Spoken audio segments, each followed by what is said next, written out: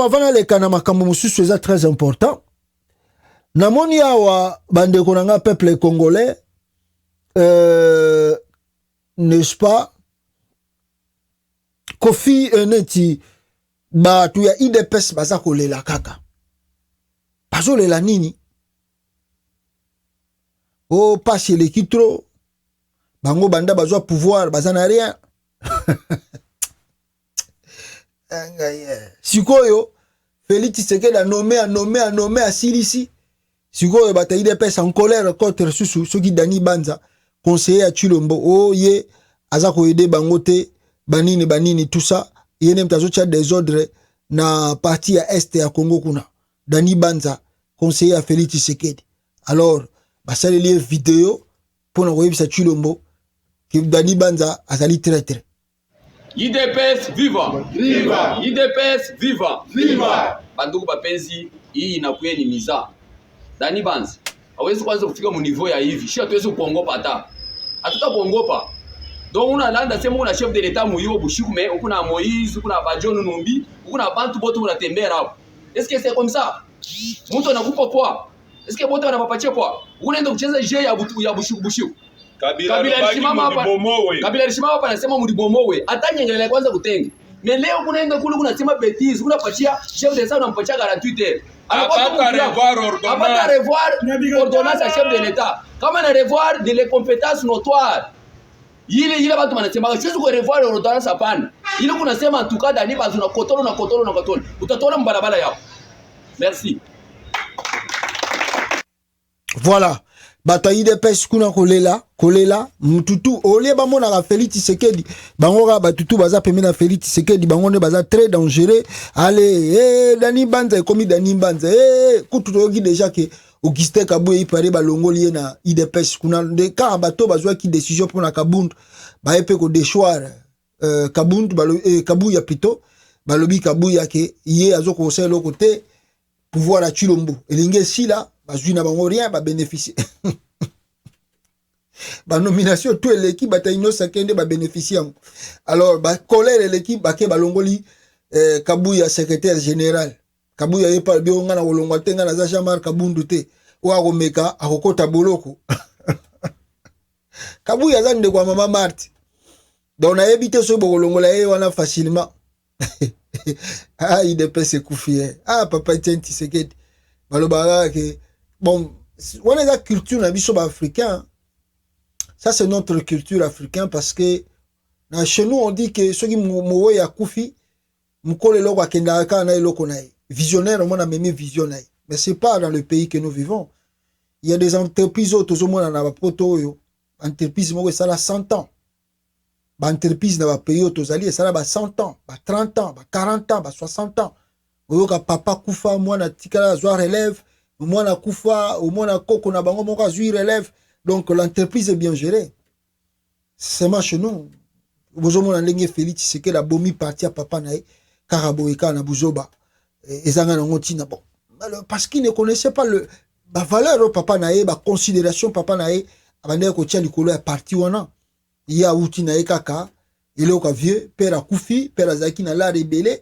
Atiki bamituka tale bele na lupango ale ya komi abimina oyo mabe azongi azua na mususu abimina ngo akena ngo mabe azo bateke mutuka esenga ka chrétien esenga ka foko talaka banini esenga ka foko ko memaka ngo nyoso tuba sala ka nini ayebi na ye wana te aye avandi na ye abimina ngo azo bateke mutuka moko ezokufa et soki moko ekufi azu mususu Moussous Koufi et Zumoussous. Et à se rendre compte que petit à petit, tout qu'on appelle aussi là.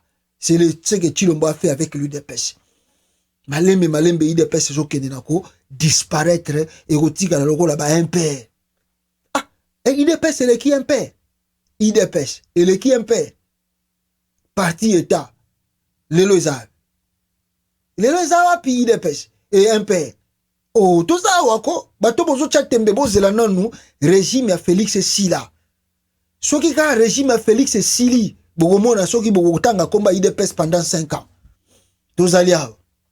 Alors, maintenant, peuple congolais aussi, c'est que vous devez savoir, na makamango tozolo ba des autres IDPS, il y a eu la bagarre aussi, Bitumba, et Salami, na côté na côté ya nini na katanga kuna entre le militant de l'UDPS oyo na kolakisa bino awa le militant de l'UDPS de Mbashi va causer même 2 morts dans des incidents entre militants de l'UDPS et ceux de l'UNAFEC. L'UNAFEC pesa na kata Union Sacrée, parti ya Kingwaku Mwanza, oyo abandé ko considérer Félix Tshisekedi comme étant son fils spirituel dans la politique pour Kingwaku Mwanza était ami de Etienne Tshisekedi. Donc tant que Félix Tshisekedi a joué pouvoir à Moïbi, Kingu n'avait pas le choix que de soutenir son fils spirituel Chilombo. Alors, Kingwaku Mwanza est décédé par des circonstances. Alors, on a tout évité, mais ça l'a flou à Kingwaku Mwanza. Disons, c'est là la vérité. Il est mort le même jour que son fils. Alors, liwa wane zalaki kaka après koya Congo, plutôt après koya Kinshasa, bayaki kokuta na soki na Félix, kozonga na bango boyo, crise, makila, bandiko tanga sanza makila, Kingwa kenda. Alors, bakatangé peu bon. Tellement il y a trop de traîtres parmi les Katangais, on doit se dire de vérité. On sait que les gens reprochent aux Katangais plus, c'est ce qu'on dit, la trahison. Les Katangais ont le sang de traître, trop le sang de traître, de trahir. Facile à trahir un Katangais. Alors trahir yo, pour un bénéfice, pour un zolo qu'on a trahir yo. Donc, Kingwa Kenda, chacun regarde, chacun pour soi, Dieu pour tous. C'est ça la politique qui se fait au Katanga aujourd'hui. Il n'y a pas l'unité, il n'y a pas la solidarité. Chacun fait pour... Donc chacun pour soi, Dieu pour tous. Je vous donne l'exemple, par exemple, à Mouyambo, Jean-Claude Mouyambo. Boga Mouyambo, le bassouma, ma politique. Avant de le qu'on a goûté ça.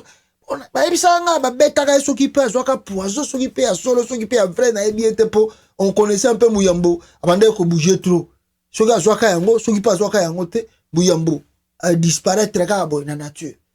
Vrai ou faux, Mouta Union Sacrée paye à Fatih Béton. Chacun pour soi, Dieu pour tous, les Katangais. Aucun Fifi Masuka Kuna, elle a donné tout à la famille Tshisekedi. Fifi Masuka, elle a donné tout à la famille Chilombo. Au détriment de sa population, de fils autochtones, Yakolowezi, Apesa na eto. Les 100 Katangais. Traître, les Katangais. Ce que les Congolais vous reprochent souvent, c'est ça. Des fois, il faut qu'on se dise des vérités. Les vérités, il y a problème avec Katangais, qu'on trahir. Jamais ils peuvent se mettre ensemble dans un moment difficile, les gens les Congo. Biso ba Katangais, rien. Moutou na moutou, chacun pour soi, Dieu pour tous. Tala ndenge batieli bango na ba maire na ba nani na Lubumbashi kuna boye bavandi nie ba politicien bavandi nie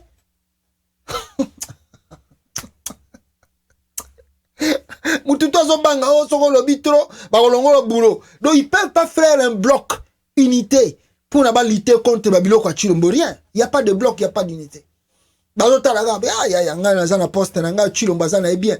Donc Chilombo azui asoka chede Katangais na moi poste moko bakatangé wana bazomona Félix bien bango moko bakatangé mibali wana Félix a nommé bakomi contre bandeko na bango bisu oya batikali na Katanga bazokumisa bango Félix o azonyoko na bandeko na bango Katanga o azako piller Katanga pour nini parce que bango ba se retrouver chacun pour soi, Dieu pour tous. C'est ça le rôle que les Katangais jouent dans, pas simplement dans le gouvernement de Chilombo. Même il y a Chilombo l'équipe plus, mais dans beaucoup de temps, c'est ce qui se passe au Katanga. Trahison. Trop de têtes dans le milieu politique katangais. Mawa trop. Bogolobani. To talaga bino na musika kuna. Ndenge 2 personnes bakufi kuna. Côté kuna affrontement salami ya makashi.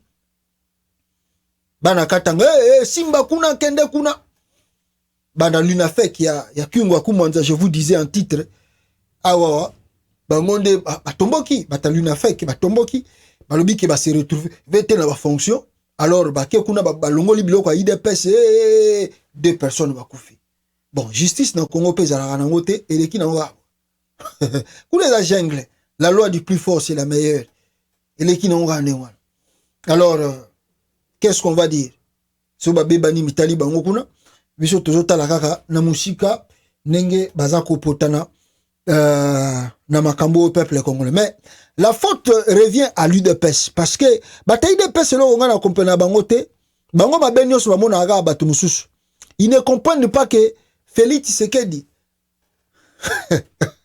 Samba limbisaka na utiliser ba terme mususu te po ça la makasi trop. Ah, c'est bien limbisa. Limbisa. Dans le babater, ça va être trop dur ici. Regardez. Ça, c'est la fille de Chilombo. C'est la fille de Chilombo. Son nom aussi, c'est qui la fille, cette fille-là? Je crois qu'à cause d'années, 15 ans, 16 ans, 17 ans, comme ça, peut-être 18 ans. Moi, la Moukeboye, Félix Tshisekedi, comment on va dire ça? On a luxe, banini, tout ça. Bana oyo bino mo baby via Félix Tshisekedi na poto na Bruxelles nini na zalaki nini abandé ko vanda boyebi que le monsieur n'a jamais travaillé toute sa vie. Alors tala siko mwana na ye ndenge papa komi président makambo nini akomi ko sala donc eza passe mingi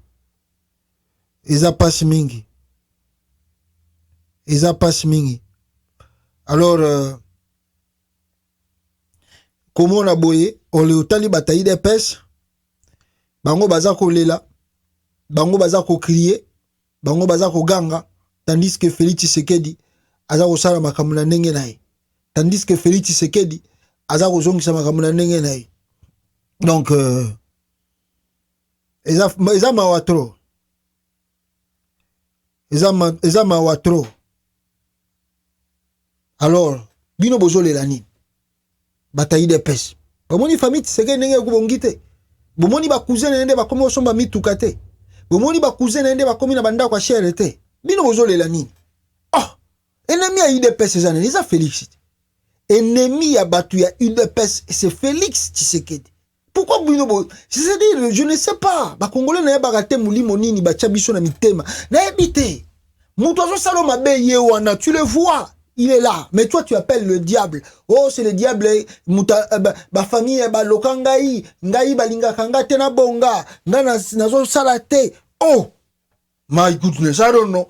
Oui, ba biloko wana, nde yango biso sito longo laki yango na mitu na biso, parce que nous avons pris le temps de tidier dans des sociétés que nous vivons.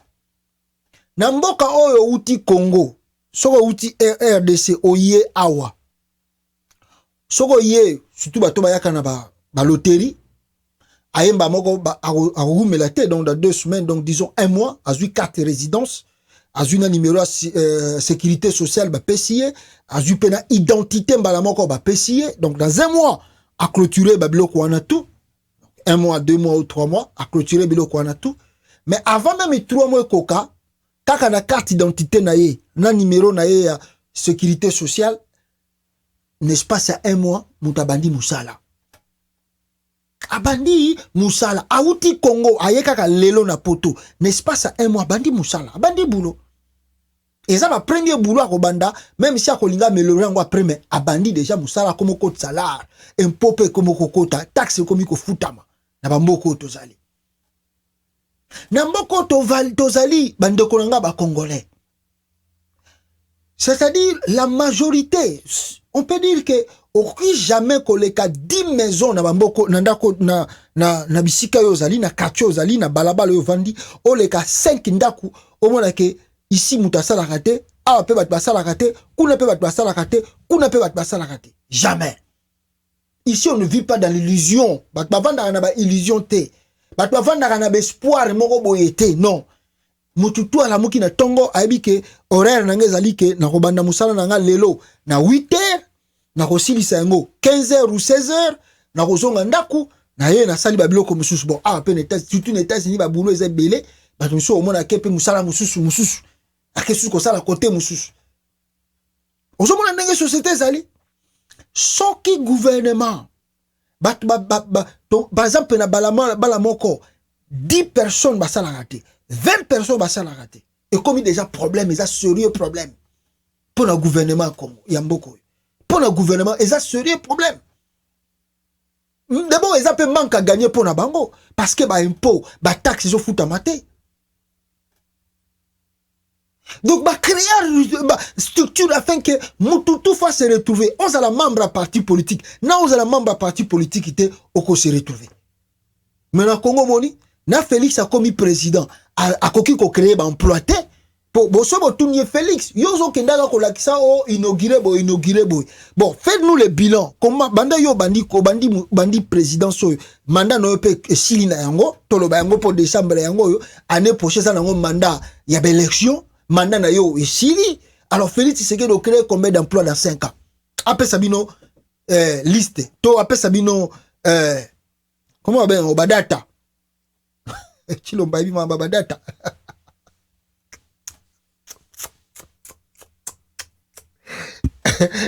Chilomba bi data. Yo ko bande mamba data et bien voter.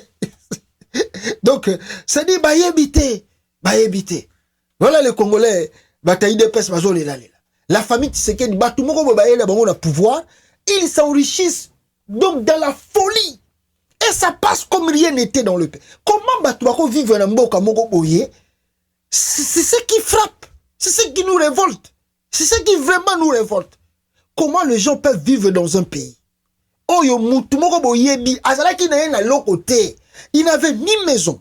Il n'avait ni voiture, il n'avait même ni chaussures qui coûtent $100. Je répète très bien. Chilombo n'avait pas même une chaussure qui coûte $100. Lelo a commis la présidence. Pas même 5 ans.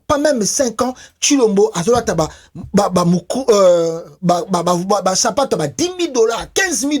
Sa femme achète ça qui ont coûté $30 000, $80 000. Le bijou qui coûte dans les $25 000.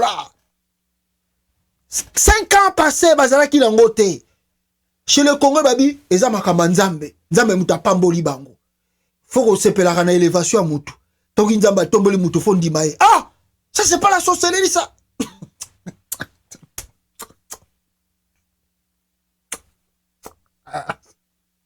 Alors binzambe limbisa lo ba makambe bele tele. Pour na wewe lo ba makambe sous c'est ça la grave trop. Vraiment c'est ce qui frappe, c'est ce qui nous révolte. 5 ans passés, moi ça tu le balandé qu'on a même pas bijoux, ton collier à $200. Na kingo naï. Abandé qu'on a même pas montré les coûté $100 na le boko naï. Les kaka oyo ba commis le pouvoir, moi ça comme qu'on a monte à $10 000, ba chenette ba $25 000, ba bilamba ba $40 000. Vous trouvez ça normal dans la société à Congo Balobi, eza lipamboli ya nzambe, eza élévation. Nzambe ne muta tomboli bango, soko lingaka lipambola muninga te, nzambe pa ko pambola te. Ça tala ndenge ba kotisa moral na mitu ya batu. Regardez comment ils ont lavé le cerveau des Congolais. Regardez comment ils ont pris le temps de laver le cerveau des Congolais. Au lieu que les Congolais trouvent ça injuste. Parce que Moutouana, biloko azako somba, makambutu azako somba, awana mboko bayebi, le président touche autant. Salaire na par mois eza autant. Na année akomaka na autant. Tant ba moni mwasi na ya komi ko somba biloko boy. On doit l'interroger, on doit s'interroger parce que zambongo à l'état. Mais on trouve ça normal. Christian Tshisekedi, avant de qu'on tambola na poto awa, le loi comme na ba immeuble. Les gens trouvent ça normal. Eza élévation. Yaya na ya za président. So bon ya ne so za président, ya za nangote. Moi na ya Félix Tshisekedi awa batman na yo ba ko tambola ba komi ko sala ba anniversaire na Dubaï. Les Congolais trouvent ça normal. Oh, yo, papa na za président bon ba se pelate. Papa vraiment. Donc, otali na muto yo zoko yebise ba vérité. Otali muto azako défendre batuana profil na ye. Otali milie azali. La souffrance, la galère na longi na ye ozoko tanga galère ya mutu. Pasi ya mutu na longi. Mais azoko défendre muto yo azako nyoko na ye. Je comprends pas. Je n'arrive pas à comprendre. Quand est-ce que les Congolais vont comprendre ma valeur amitié? Ma valeur amitié. Si on va Joe Biden va veste à l'attaque qui coûte même pas $1000 au condimate. Si on va veste chaussure Biden à l'attaque et coûte même pas $1000 au condimate. Mais vous êtes dans un pays où la population souffre, la population galère, il n'y a pas d'emploi, il n'y a rien. Le président s'habille, sera Mimi Boye, au tali président Nengalati, plus ou moins comme on a commis là 50 000 $. Et là, telinaï, n'a pas montre naï, n'a pas chaussure naï. Les Congolais trouvent normal. Ils trouvent cela normal qu'un président a voyagé, n'a plus de 4 millions de dollars à dépenser naï, au lieu à créer l'emploi. Rien. Les Congolais a trouvé normal. Et quand toi tu attaques ces gens, babio yosa mutema mabe yosa jaloux, yosa na haine. C'est pas facile pour sokola ba cerveau ba tumususu. Et ça facilité, t'as la bataille des pes bazolé là. Pourquoi? Parce que bazo comprendre té. Espoir toi ezala ki que mukolo IDPS a rezo pouvoir ba kozo. IDPS yango peso ko kufa, pouvoir a tuer le meko moko manasuka et les gens ne savent pas comment ils vont se retrouver demain. Alors, tika bango basala o bango balingi basala. Et c'est un peu ça, peuple congolais. Et yango bisika pe na koloba. Par exemple, les désordres et les Kinshasa awa. Bazako la kisabiso moi désordre de Mogo Salami na kata capitale. Suivez ça. Tala Kinshasa, bakangi ba Rwandais awa na libulu ya Kitokimos na kata ba terrasse. Ba Rwandais na kata ya terrasse. Bango moko bazobima bakangi bango na ba 6h. Na ba 6h30 na libulu ya Kitokimos bakangi lokola 7 Rwandais. Mvule beti babimi bamoni moya ko supporter zate mvula wana mai elekaki ebele na se babimi bakangi bango 7 Rwandais. Mais na minute oyo tokomi heure nini sikoyo toza 17h. Tozokanga lisusu 8 Rwandais. Awa na kati ya terrasse mvule beti babimi lisusu. Donc awa toza na libulu ya Kitokimosi. Kitokimosi nakomi na Selembao. Yango nakomi na Selembao. Donc dans la population ba jipa la police yango wana. Jipa la police o bomo na jipa la police na ba policier belé. Donc bakangi ba Rwandais. Oh, nyonso bakangi ba Rwandais. Ne bazomona population boyo tokangi ba Rwandais. Dans la population. Tata, bien, dans la population. Oh, nyonso ezaka ka pona ba Rwandais bakangi embouteillage donc il y a des gars. Dans la base. Ngai naza na kati ya mutuka naza na ben. Yoka population nzele kangami nzele zate. Pona nini nyonso ba Rwandais bakangi. Na kati ya terrasse bazawa. Merci. Voilà, peuple congolais, vous allez me comprendre parce que des fois batini langa capture écran, ya kolobake vidéo tengama, banini tout ça. C'est pas de ma faute hein, ceux qui ont moni vidéo za kolala, ezali muto aza ko filmer, muto a filmer vidéo amateur. Alors tindelu yango moni ata o tiango na ba ni na ba système na biso et bien toujours eza kolala. Donc comprenez des fois ils arrêtent que non to tiki yango vidéo za kolala. Ils allaient vidéo les amateurs, donc des fois c'est un peu compliqué pour na kozongi sa yango na droiture. Donc n'a expliqué ba tout pour comprendre de l'eau mbala moko. Vous avez vu que on a arrêté, je ne sais pas moi et toi si c'est vrai, des Rwandais à Kinshasa. Alors balobi ke batouana bakangi bango soki na ba terrasse, on ne sait pas aussi. Est-ce que c'est vrai, c'est pas vrai? Bon, peut-être les jours à venir nous serons plus sur ces points. Est-ce que les infiltrations et comme à Kinshasa, on ne sait pas aussi non plus. Mais vous avez vu que le dernier jour ici, attaque M. Salamaki na Maluku, Bakufaki. Alors, on ne comprend pas pourquoi les sécurités ont grandi dans la capitale. Mais tout ça, ils allaient kaba organisation. Vous savez, il faut mettre l'administration et la makasi. La police doit avoir sa propre administration. Vous savez que quand le ministère de l'Intérieur est totalement faible, on ramasse qui on le place étant que ministre. Donc, aujourd'hui, même la police n'arrive pas à bien gérer la situation. Les policiers ne sont pas bien rémunérés. Donc, ils savent pas comment faire des trucs. Des fois, vous voyez, dans 1 an ou 2 ans comme ça, on amène plutôt 5 jeeps, 10 jeeps qu'on achète d'occasion en Europe. Même les policiers, non, le ministère de l'Intérieur a renforcé la police avec 10 jeeps, 5 jeeps. Vous imaginez, dans la capitale congolaise, avec 24 communes. Alors, si nous divisons cela au nombre, il y a un bourgmestre, il y a un quartier. Vous voyez, on a combien de quartiers? On a 24 communes.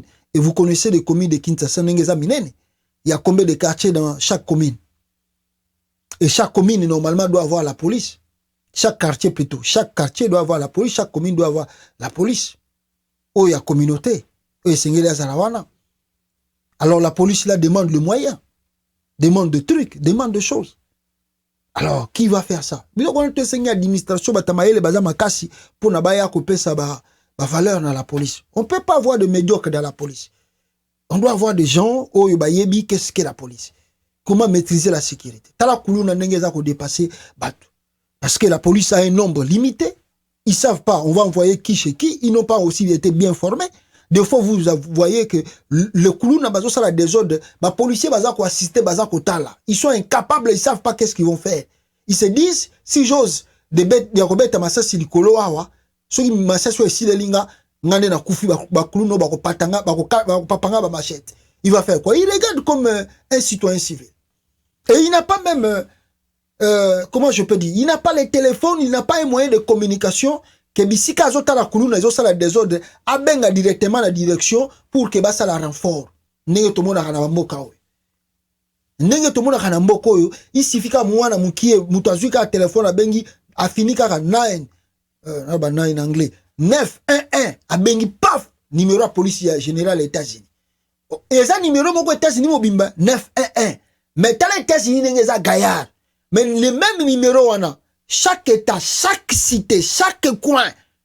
Soke beti et yebani ke betami na coin oyo, na milieu oyo, police mbalamo kwa intervenir rapide. Mais au Congo, vous voyez, donc s'ils ont arrêté, c'est vrai, on ne sait pas, c'est la population qui le dit. Alors attendons voir les jours à venir. S'il y a l'infiltration aussi, on ne sait pas. Vous connaissez comment le Congo est dirigé par des incompétents là-bas. Alors bah yebi na bangote comment réellement remettre la sécurité dans le pays. Parce que l'insécurité, des fois, et à Karamboka, s'il n'y a pas du travail. S'il n'y a pas du travail. L'insécurité arrive dans le pays aussi quand il y a l'inégalité. C'est-à-dire, il y a des autres qui s'enrichissent d'une manière, vous comprenez, trop facile, et les autres qui souffrent. C'est ce qui cause aussi l'insécurité. La pauvreté amène l'insécurité. La pauvreté amène l'insécurité, si vous ne le savez pas. Il y a un moment où il y a un mboka tout qui ait une classe moyenne.